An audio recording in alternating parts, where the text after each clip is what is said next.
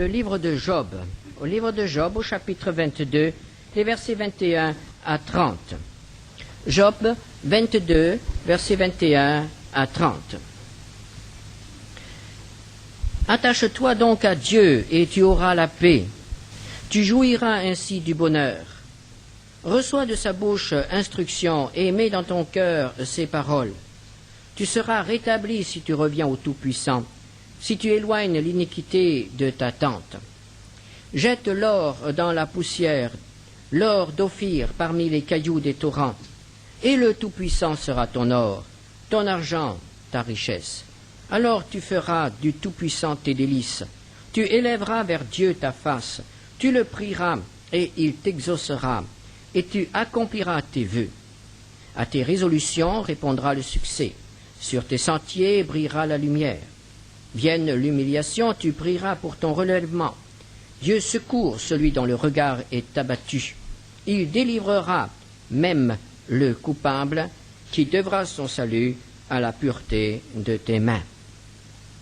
Jette l'or dans la poussière, l'or d'Ophir parmi les cailloux du torrent. Étrange conseil. Jeter son or et le jeter au torrent pour qu'il soit emporté au loin. Étrange conseil que nous trouvons dans la bouche d'un homme qui a certainement de l'or, qui était en bonne santé et qui s'adressait à un homme qui, en une journée, avait perdu tous ses biens, ses troupeaux, ses maisons, il avait perdu tous ses enfants, et plus tard, il a même perdu sa santé. Voici que l'homme qui a tout conservé s'adresse à celui qui a tout perdu et lui dit « Si tu as de l'or, jette-le au torrent. »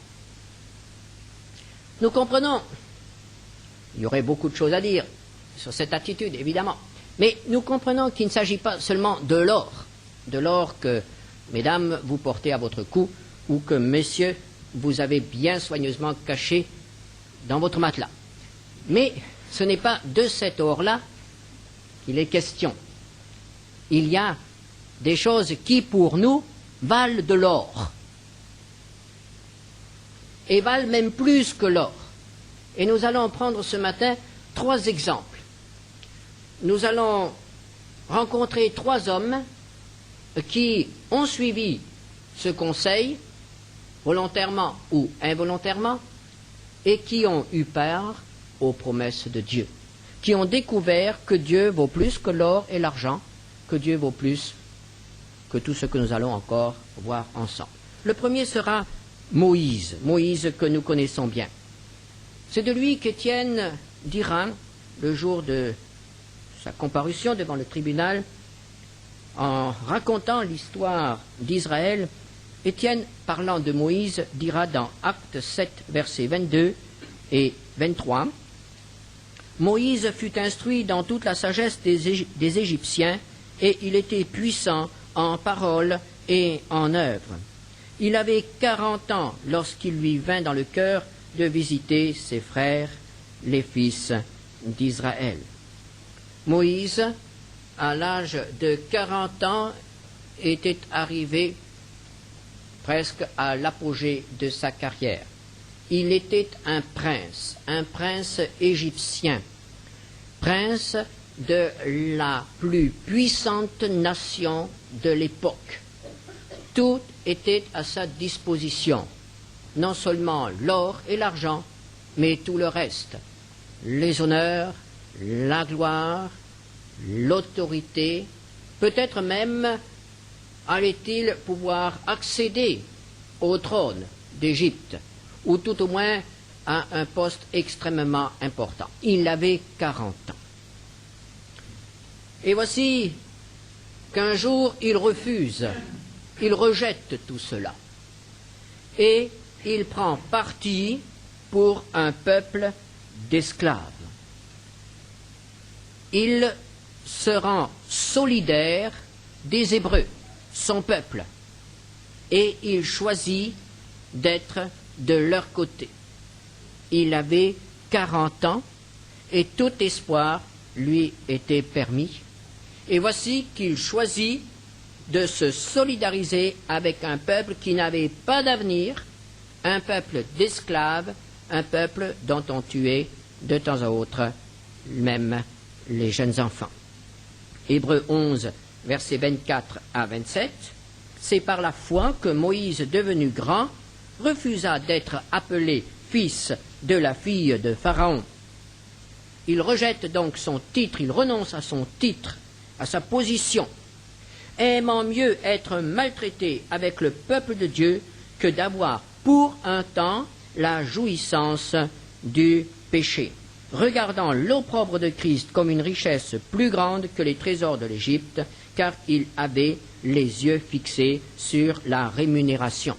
C'est par la foi qu'il quitta l'Égypte sans être effrayé de la colère du roi, car il se montra ferme comme voyant celui qui est invisible. Il a choisi. Il a renoncé à son titre princier. Il a renoncé, nous dit la parole, à la jouissance du péché. Il a renoncé au trésor de l'Égypte et il a choisi d'être parmi les esclaves, d'être considéré comme un membre de ce peuple d'esclaves, d'appartenir à un peuple maltraité, écrasé, exploité, voué à la mort. Et l'Épître aux Hébreux nous dit il a choisi l'opprobre de Christ.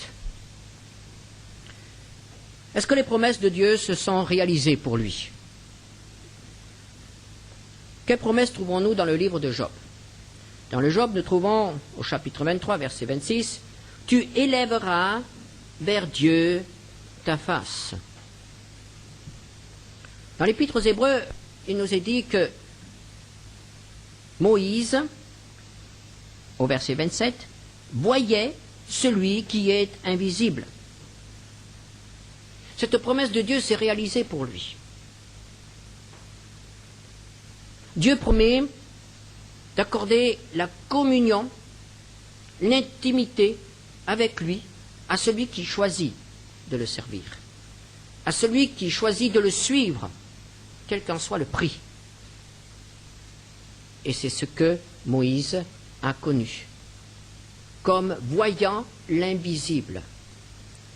Dans le livre du Deutéronome, nous lisons quelles étaient les relations de Moïse avec Dieu. Deutéronome au chapitre 34, verset 10.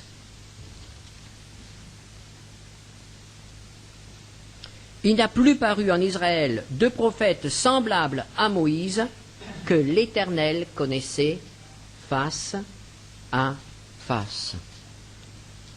Ou plutôt que lui connaissait face à face. La communion avec Dieu. Voilà ce qui est bien plus précieux que l'or, voilà ce qui est bien plus précieux que l'honneur, ce qui est bien plus précieux que la gloire et la puissance, la communion avec Dieu. Job avait également entendu comme promesse au chapitre 23, 22, verset 26, « Alors tu feras du Tout-Puissant tes délices. » Et au verset 28, « Sur tes sentiers brillera la lumière. » Et nous pensons à la colonne de feu, la colonne lumineuse qui précédait le peuple d'Israël dans le désert.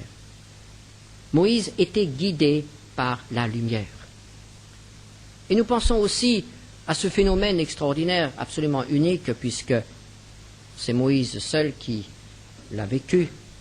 Quand il revenait de la montagne, quand il revenait de ce face-à-face avec Dieu, nous lisons qu'il était rayonnant de lumière. La lumière irradiait de son visage, au point qu'il mettait un voile. Le face-à-face avec Dieu, la communion avec Dieu, c'est la marche dans la lumière. Toujours dans Job, au verset 30 du chapitre 22, « Il délivrera même le coupable qui devra son salut à la pureté de tes mains. » C'est l'intercession. Celui qui est en communion avec Dieu peut parler à Dieu de tous les autres, du pécheur, des rebelles, de ceux qui ont offensé Dieu. Et c'est ce que Moïse a fait. Israël a échappé à la destruction totale à plusieurs reprises, uniquement grâce à l'intercession de Moïse. Il élevait ses mains vers Dieu et le peuple était pardonné. Les promesses de Dieu se sont réalisées pour Moïse. Mais il a fallu un choix. Et surtout, il a fallu la foi. Est-ce que ce choix est venu spontanément? Est-ce que Moïse vivait dans l'ignorance totale de la situation de son peuple? Peut-être. Mais je pense plutôt qu'il était au courant. Est-ce que ce choix a été spontané ou mûrement réfléchi? Nous n'en savons rien, la Bible ne dit rien. Peut-être que la situation de son peuple tourmentait Moïse depuis longtemps et lui rendait insupportable les plaisirs de la cour. Ou bien, au contraire, cela a été une révélation et à l'âge de 40 ans, il a choisi. Mais ce qui est important, c'est qu'il a choisi. Quelle que soit la durée, quel que soit le cheminement, il y a un moment où il faut choisir. Et à ce moment-là, Moïse a choisi. Et que s'est-il passé après ce choix? Après ce choix, il s'est passé quelque chose de dramatique, au point que tout a paru échouer. Moïse a tué un homme et a dû s'enfuir, et pendant 40 ans, il était dans le désert, gardien des troupeaux de son beau-père. Il avait 40 ans quand il a choisi, et pendant 40 ans, c'est-à-dire jusqu'à l'âge de 80 ans, il a été berger. Et pendant ces 40 années, il a pu considérer son choix comme un échec total, comme une catastrophe sans pareille. Il pouvait se dire que s'il était resté prince, il aurait peut-être pu, par son influence, soulager son peuple. 40 années de réflexion, c'est une vie pour nous. Quand un homme se trompe à 40 ans et qu'il arrive à l'âge de 80 ans sans avoir pu réparer son erreur, en subir les conséquences, on considère cela comme un échec.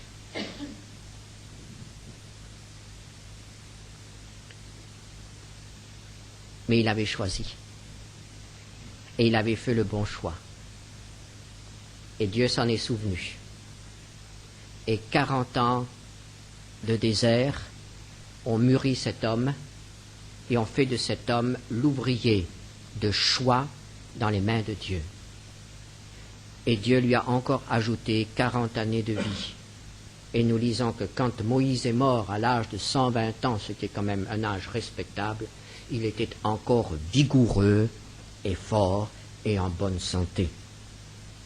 Pendant 40 ans, il a encore pu servir Dieu et être entre les mains de Dieu un instrument de choix, être l'organisateur du peuple hébreu, en quelque sorte le fondateur de l'État de la nation d'Israël.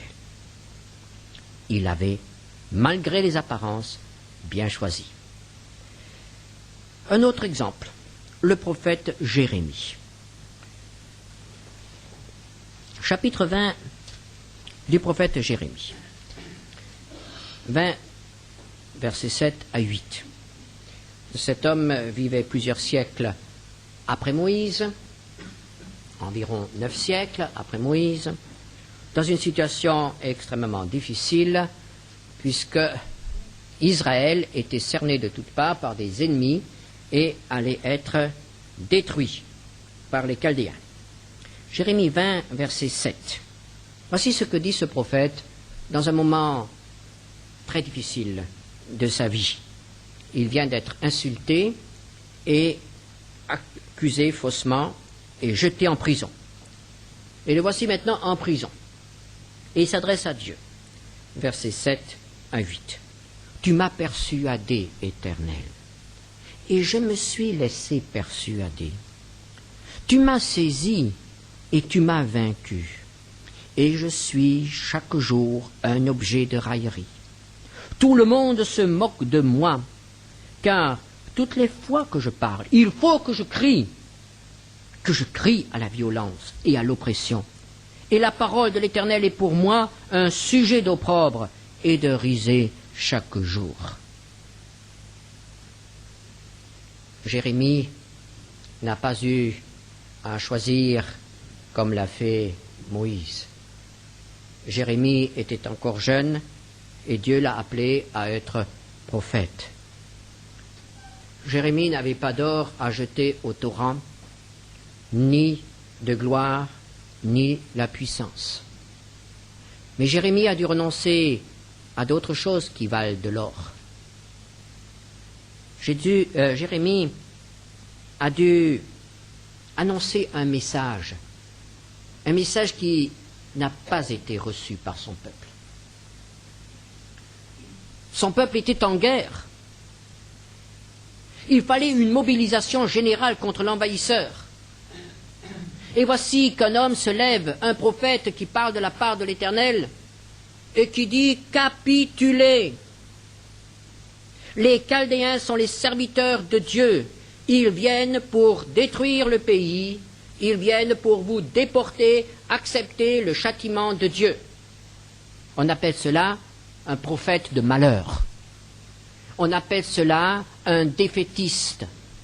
Il peut être accusé, et il a été accusé, de démoraliser l'armée. Tout ce que le roi entreprenait, tous ses efforts pour fortifier la ville de Jérusalem, on entendait dans les rues de Jérusalem la voix du prophète Jérémie qui disait « C'est inutile, rendez-vous aux Chaldéens, cessez toute résistance, capitulez, rendez-vous ».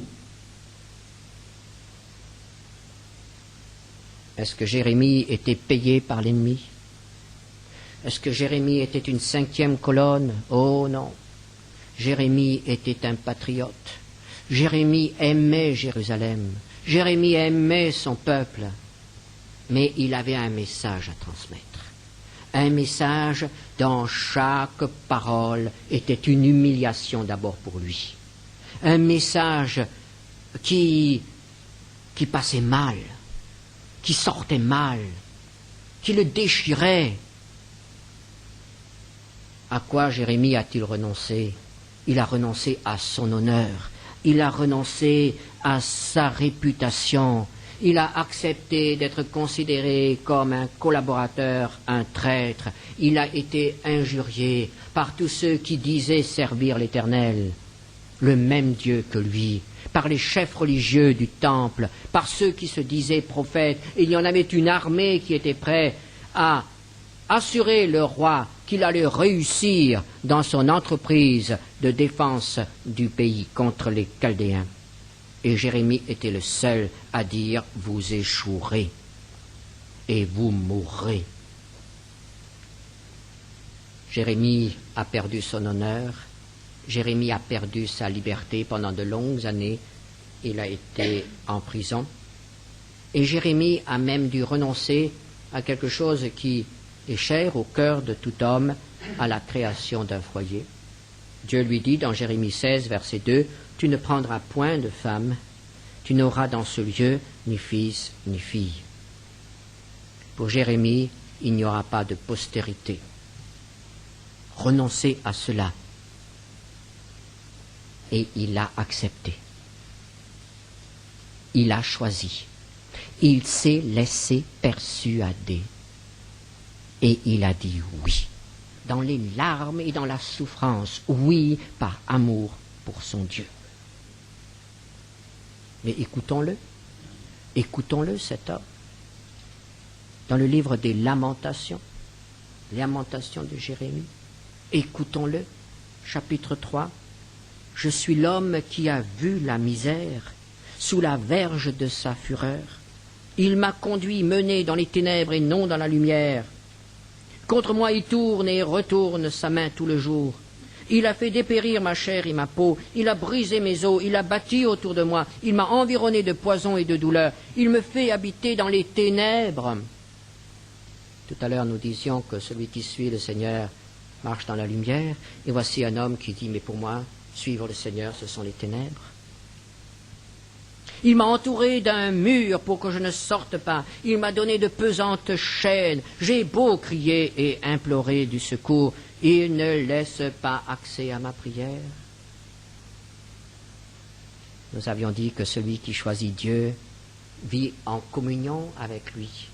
Et voici un homme qui dit, ma prière ne passe pas. Il a fermé mon chemin avec des pierres de taille, il a détruit mes sentiers, il a été pour moi un ours en embuscade, un lion dans un lieu caché. Il a détourné mes voies, il m'a déchiré, il m'a jeté dans la désolation, il a tendu son arc et il m'a placé comme un but pour sa flèche. Il a fait entrer dans mes reins les traits de son carquois.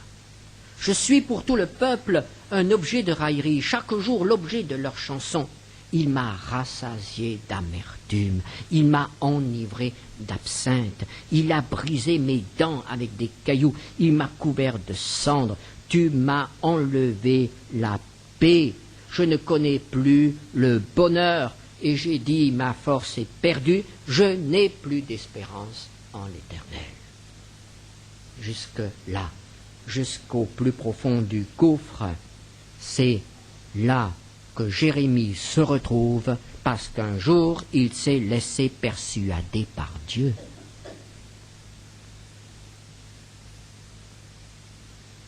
Et pourtant, a-t-il fait le bon choix? A-t-il fait un mauvais choix? Jérémie, à un certain moment, dira, chapitre 17, verset 16, « Pour t'obéir, je n'ai pas refusé d'être pasteur. » C'est par obéissance qu'il est devenu prophète. Et pourtant, la promesse subsiste. Si tu renonces à tout, l'Éternel sera pour toi ton ultime recours, ton souverain bien. Est-ce que nous allons trouver cela chez le prophète Jérémie? Oui, bien sûr.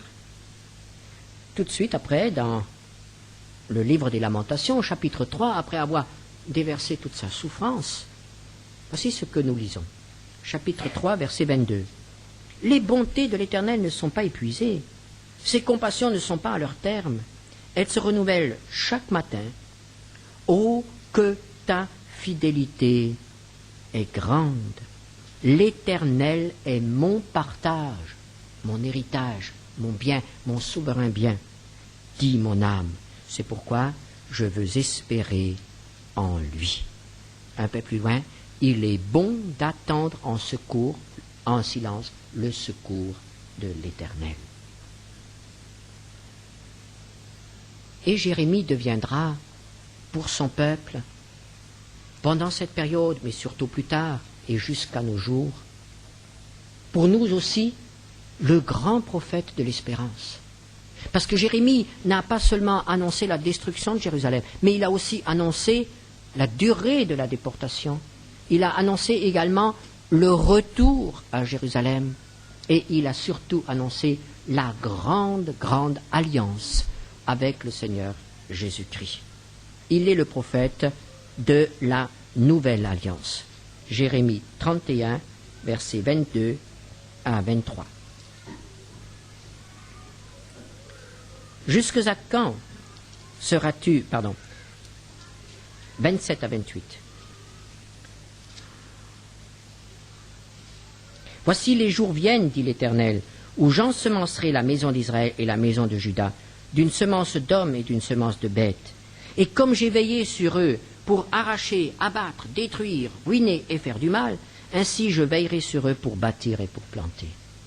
En ces jours-là, on ne dira plus « les pères ont mangé des raisins verts et les dents des enfants en ont été agacées ».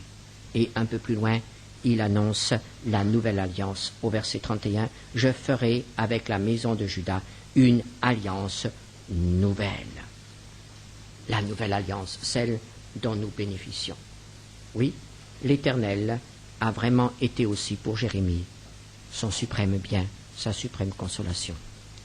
Et nous allons prendre un dernier exemple qui est le mieux connu de chacun d'entre nous, c'est l'exemple de Paul.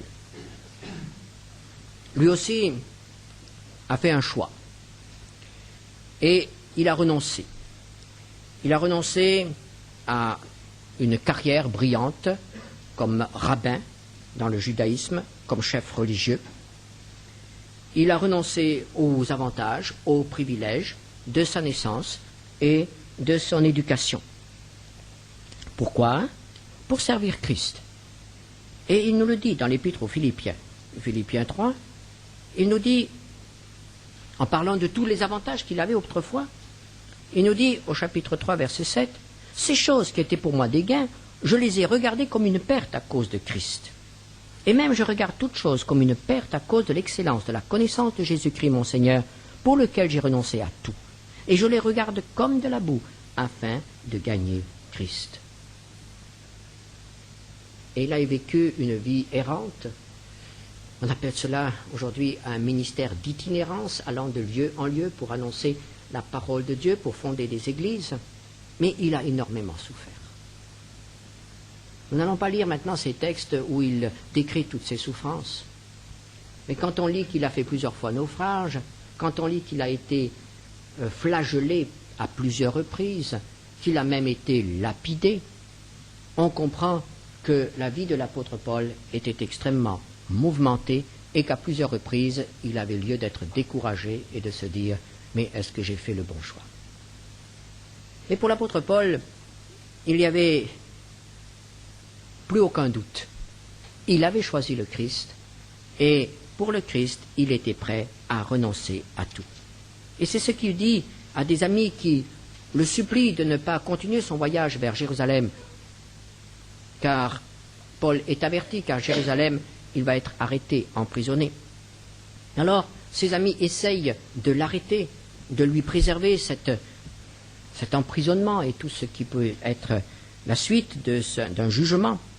Mais l'apôtre Paul nous explique, dit à ses amis au chapitre 20 des Actes, verset 24, « Je ne fais pour moi-même aucun cas de ma vie, comme si elle m'était précieuse, pourvu que j'accomplisse ma course avec joie et le ministère que j'ai reçu du Seigneur Jésus, d'annoncer la bonne nouvelle de la grâce de Dieu. » Il a été ambassadeur de Christ jusqu'à la fin, et il en est mort. Il avait choisi. A-t-il eu de l'or spirituel? Certainement. Il parle de tous les convertis, il parle de toutes les églises, et il dit, vous êtes ma couronne. A-t-il eu du fruit? Certainement. Nous lisons presque tous les jours les épîtres de Paul. Dans nos églises, nous puisons dans ces lettres les richesses, les instructions, les conseils, le réconfort dont nous avons besoin dans toutes les situations. Dieu lui a donné des trésors et il nous les a transmis. Un héritage bien plus important que tout l'or et tout l'argent qu'un père pour transmettre à ses enfants, que le nom, que la gloire, que la puissance, qu'un titre ou que la réussite. Il a apporté aux hommes la lumière de l'Évangile. Un choix. Avons-nous fait le bon choix? C'est une question de confiance. Vous l'avez remarqué, Moïse, pendant 40 ans, a pu douter de son choix.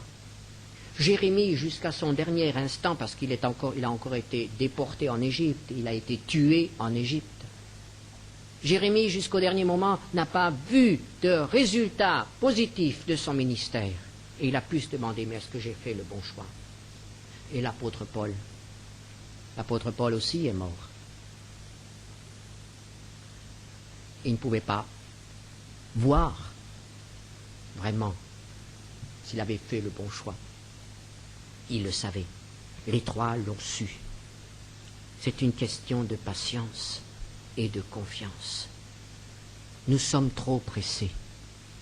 Lorsque les choses ne vont pas comme nous l'entendons, lorsque nous n'obtenons pas tout de suite un résultat positif d'un effort, nous arrêtons, nous renonçons à l'effort.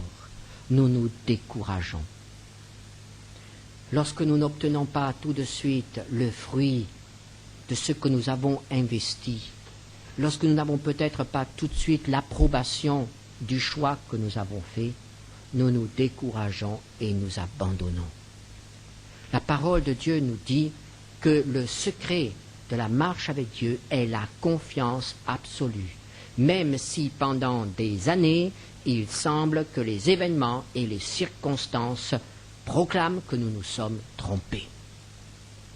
Mais si nous avons répondu à Dieu, si nous obéissons à sa parole, nous avons fait le bon choix, même si notre or et notre argent sont emportés par le torrent, même si nous y perdons peut-être notre honneur, même si nous y perdons nos amis, même si nous perdons le peu que nous avons, si nous avons fait le bon choix, nous sommes gagnants. C'est une question de patience. Il faut savoir attendre. Et nous ne pourrons attendre que si nous savons faire confiance. Avons-nous fait le bon choix? Nous en récolterons certainement les fruits. Probablement pas sur cette terre, mais plus haut. Prions ensemble. Seigneur notre Dieu, nous te rendons grâce parce que tu nous montres dans ta parole qu'il y a un choix à faire entre les choses dont nous pouvons jouir immédiatement, les choses visibles, et celles qui sont à venir. Ô Seigneur, accorde-nous la grâce de ne nous attacher à rien au point que cette chose ou cette personne ne soit un obstacle entre toi et nous. Que tu aies la première place dans notre vie. Que tu sois et que tu restes le but de notre vie. Merci Seigneur parce que tu ne déçois pas ceux qui te font confiance.